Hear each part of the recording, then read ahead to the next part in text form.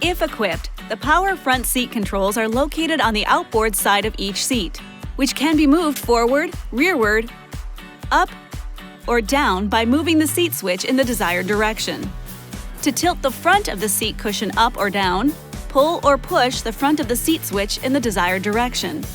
The seat back switch controls the recline angle of the seat back, and the lumbar switch will increase or decrease lumbar support, and, on certain models, move it up or down.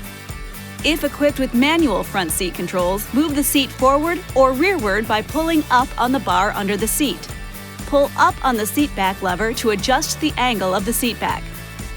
Two-way front seat head restraints can be raised by simply pulling up on the headrest, or lowered by pushing the adjustment button at the base of the restraint and then pushing down on the headrest. If equipped with four-way head restraints, adjust the headrest forward by pulling the top toward the front of the vehicle as desired and release. To adjust it rearward, pull it to the frontmost position and release. This will reset it to the rearmost position. If your vehicle is equipped with reclining rear seats, they can be adjusted in one of two ways, depending on the model. For slide reclining rear seats, the recliner handle is located on the front of the outboard seat cushions. To adjust the seat back, lift up on the handle, slide the seat bottom forward, and then release the handle.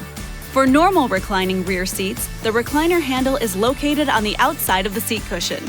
To adjust the seat back, lift up on the handle, lean back on the seat back, and then release the handle. The available heated and ventilated front seats can be controlled with the buttons on the center stack or through the touchscreen.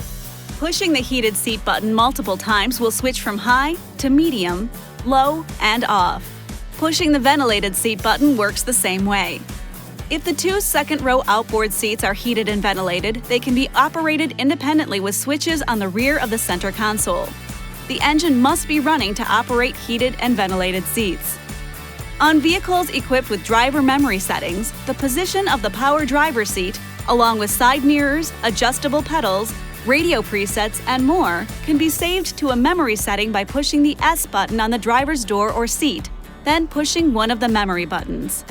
Available in-floor storage bins, or RAM bins, are located in front of the second-row seats. To open a bin, lift up the latch handle and open the lid. Liners are removable for easy cleaning, and some models have tie-downs for securing cargo safely when the vehicle is moving.